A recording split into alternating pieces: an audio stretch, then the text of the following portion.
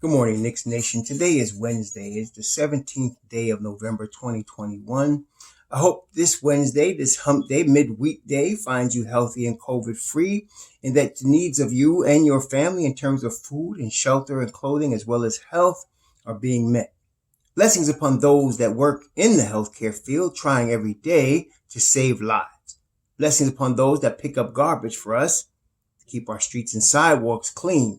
Blessings also upon those that make deliveries for our convenience. Double blessings on those trying to help, deliver, save, rescue. Boys and girls, men and women, children, teenagers, toddlers even. From sex trafficking, human trafficking, child molestation, pedophilia, prostitution, child prostitution, pornography, and child pornography. And curses upon those that support these disgusting industries that debase human beings and destroy human lives.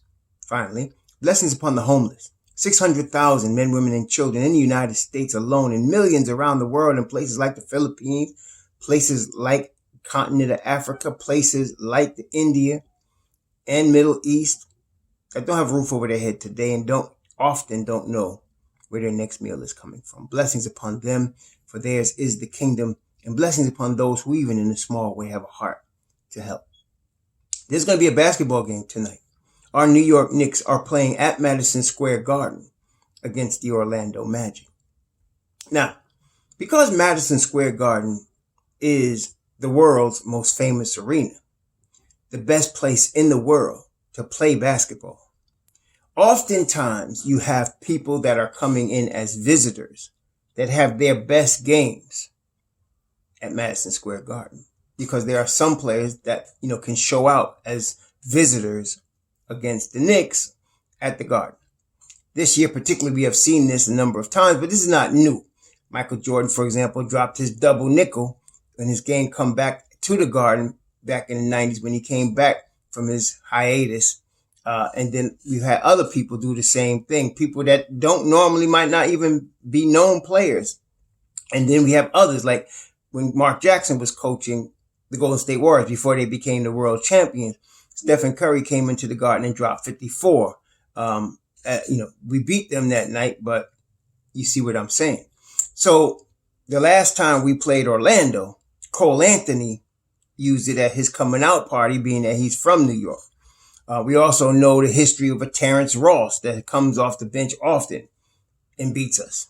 So we cannot take this team lightly. We cannot take any team lightly. One of the hallmarks, though, of the Knicks when they're playing the way they should be playing is that nobody comes in the Garden and does that because the Knicks have them on lockdown, which means that the Knicks are playing the Tom Thibodeau high-level defense, which they exhibited in this last game when we beat Indiana and held them to 84 points. It looks like Tom might have now a proper formula. I don't know if he sticks with it because he also said he might mix and match going forward. I'm expecting deuce time at some point during the first half of the season, but that's beside the point. But on the last game on Monday against Indiana, he played Kemba Walker 20 minutes. Kemba Walker produced 16 points in them 20 minutes. Now, when you think about that, think about this just objectively, Knicks Nation. You have a player that is not that strong on defense, right? And this player can score at a high level in spurts. If I was to just tell you that's an NBA player, this is an NBA player, and this NBA player, forget his name, take that out, and let's just say you have this NBA player. He's not that great defensively. In fact, he's weakness defensively, but he can score at a high level in spurts for you. What would you think? What kind of player would you think? What position? Where would this player play? I think, if you thought about it like that, that's a spark plug off the bench. That's Nate Robinson. That's Lou Williams, right? That's the type of player you're talking about. And you would play those type of guys as a spark plug coming off the bench to give your team that offensive lift it might need. Just for a spurt, because you played them too long, the defensive deficiencies are going to come through and you're going to lose the game. But for a spurt, it's perfect. Well, Tom Thibodeau is actually what he did Monday is used Kemba Walker like that. even though Kemba Walker starts, he played Kemba Walker as if he was a second unit guy. And he played the second unit as if they were starters. And that's raw, but if you're watching the Knicks, you know what I'm saying, because the second unit, for example, you had Taj Gibson play 29 minutes. Derrick Rose 25 minutes. Burks 22, Quickly 23, Toppin 16. That's a lot of minutes for your second unit, right? And then you had in the first unit, Kemba played 20. Mitch Rob played 16, but that was due to ankle problem. And then you had 24 for Fournier, 35 for Randle, and 30 for Barrett. It's kind of balanced, right, when you look about it. So I think that's a strategy we might see going forward. Kemba be aggressive in the first quarter. Now, in the first quarter, we were down 20-16. And Kemba scored, I think in the first quarter, he scored at least half the points. He scored about 8 points. When they took him out, I think he had scored all 8 of the Knicks points, and we were down 11-8 or something like that. But he gave you that offensive spark to start. Now, I don't believe you can win championships with that type of guy as your main guy. But Kemba's not our main guy. He's not even our second or third guy, really. But if you start him off and let him get off early, he at least keeps you close. See, one of the problems we've been having with the first unit is they get big deficits, in the first quarter. Huge deficits. 15-point, 16-point deficits. And then sometimes, as we have seen, it's stretched to over 20. Now your second unit, Mobb Deep, has to come in and make up the deficit, right? Before trying to take over the game. So if you could keep it close, and what he did Monday was masterful in that he played Kemba, he played Kemba 7 minutes in that first quarter. We were down 11-8, which means even though we were down 11 points by the team in the league, we were playing good defense, right? And then you take Kemba out and he put Derrick Rose in. We immediately went on a run. So now you got Kemba to get you that spark starting off. Now in the third quarter, Kemba did the same thing. He was doing his thing. We were scoring, but then he had him in too long and we got down 9 while Kemba was in the game. Took Kemba out, put Derrick Rose in, the gap started closing, and then all of a sudden you bring in the rest of Mobb Deep. You bring in your Obies, your Burks, of course, your Emmanuel Quickleys. We went on at least it was 11-0 run. We went on a big run and we started taking the lead again. So if you want to use Kemba and you're not bringing him off the bench, I think this is a good way to do it. You played him 20 minutes. You keep him in that 16 to 21 minute range. You let him be the focal point of the offense. You try your best to not let the other team go off while he's in the game, keeping it as close as you can. And then you bring in your crew that's going to do what you want to do, like the Mobb Deep crew does. So I'm expecting a couple things tonight. I'm expecting that. Also, the last decent game Evan Fournier had was in Orlando against the Magic. Now, in the Garden, not so much, but in Orlando against the Magic, he played okay. That was the last decent game he had. That was like the second game of the season. He has not played well, so far. He's out of rhythm, not in rhythm with the unit or in his own game. I'm expecting that to change tonight. I kind of expected it against Indiana on Monday. I expected him to break out, which is why I predicted the Knicks would blow out the Pacers, because I thought Fournier was going to catch his rhythm, everything else being equal. And then, because of that, we would do what we had to do. But we still do what we had to do. It was closer than we wanted, but he didn't break out. So I'm thinking tonight against his former team in the Garden, after not playing well for at least, let's say, 6 games conservatively, probably more, this might be the time he's going to break out. For y'all, I understand the call that people make to put him on the bench because he's not doing well. But the real is Tom's not going to do that. It's not right now. So he's going to let Evan play out for at least 20, 25 games. This will be game 15 tonight.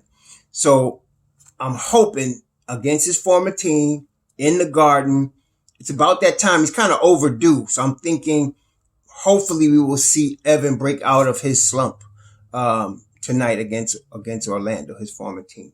I'm not worried about RJ Barrett. Some of y'all tripping and overreacting on our 22-year-old third year dude.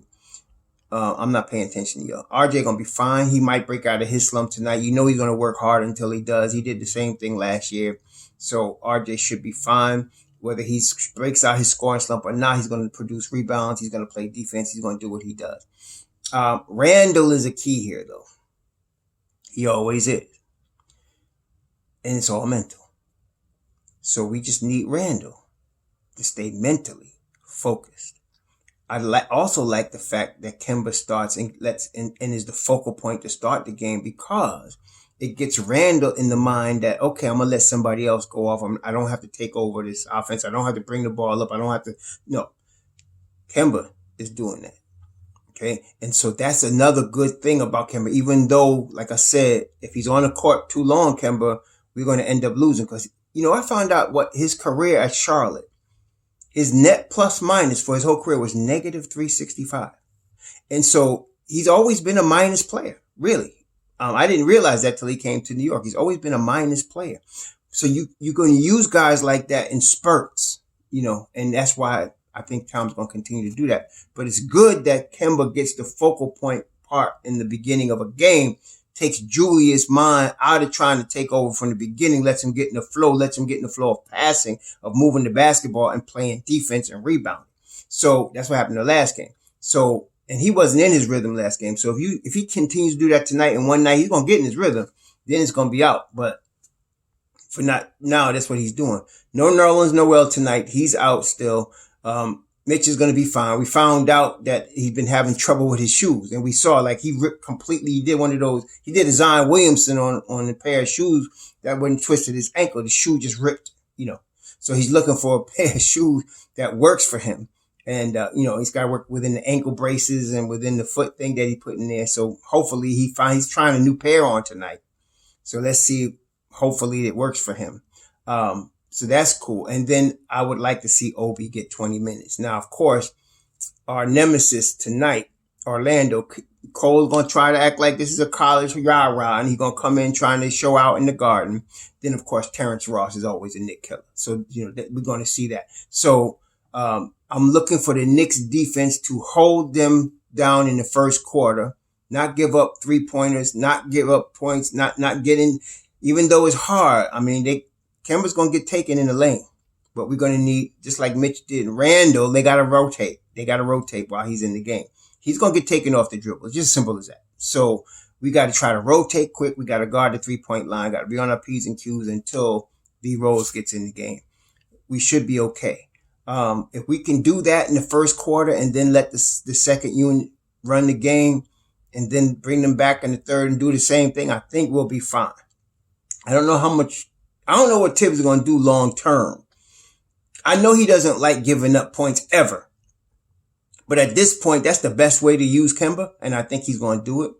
And like I said, I'm looking for Fournier to break out of his slump tonight. So we're going to see what happens. The game's tonight at 7:30, I believe it is. And so let's see what they can do. If we can knock this win down, that would bring the Knicks to 9-6. Now, in the standings right now, the Knicks are solidly in the 6th spot. They're 8-6 right now. They're a half game below Cleveland, who is 9-6, and a half game above Charlotte, who's 8-7. So, we got to, we need this win. And I was saying from the beginning, no matter what, the Knicks are a top 6 in the East. But if Mitchell Robinson can stay healthy and go forward with him and Nerlens, we're top 3. And I still think that. So, people tripping, Mitch is hurt too much. Nerlens is hurt too much. What? Y'all just got something to criticize? We're only in game 15. You need to chill a little bit. Okay. Talk to me in playoff time if they're not playing. Right. But right now, stop. So, I mean, some people just need something negative to talk about. It's just ridiculous, man. Why? I don't even want to waste time on that. Just hope the guy's healthy. When they both healthy, we formidable. We ready, So, we're going to be all right there. Now, Cleveland just lost Evan Mobley for 4 weeks, I think it is. 2 to 4 weeks or something like that. I don't know what happened to him, but he's going to be out for a minute. That's really going to hurt them because they're missing Colin Sexton for at least that period of time as well. So that, I think that we're going to overtake them soon enough, especially if we can win tonight. Miami I think they're playing Houston or somebody. They're getting ready. They're playing New Orleans in Miami. I hope New Orleans can get an upset, but I'm not going to hold my breath. Brooklyn just got spanked last night by Golden State. I watched the game. They're going Golden State is back, y'all. They are back. No Klay Thompson, no James Wiseman, and they playing like NBA champions. They really are. They beat a Brooklyn Nets that really just missing Kyrie Irving, but everybody else was there, and they got spanked. I mean, it wasn't even close. They was getting spanked last night by Golden State. Stephen Curry had 37. Man, we're going to have a problem. We got to play them on December 14th. Now, last year we had Elfrid Payton, and y'all, one thing about Payton, he was 94 feet on Stephen Curry last year. Okay, we held Stephen Curry to 30, and we beat him. But I'm telling y'all, you can't have Kemba Walker guarding him when we played him. But we're going to see what happens. It's got to be deuce time. I mean, really, you need 94 feet on this cat. He steps on the logo. He's probably 60% from the logo. He's the greatest shooter the NBA has ever seen. That's Stephen Curry. But anyway, so Brooklyn lost to them last night. Then we got Chicago. Chicago's on Sunday. And as I said, now, Nikola Vucevic is on health and safety protocol. He would not be there in Chicago, but they went into LA, beat the Clippers and the Lakers. I mean, when you heard people do that, beat the Clippers and the Lakers. Chicago's for real. And then, of course, there's the Wizards. And the Wizards, I think the Wizards are playing Chicago.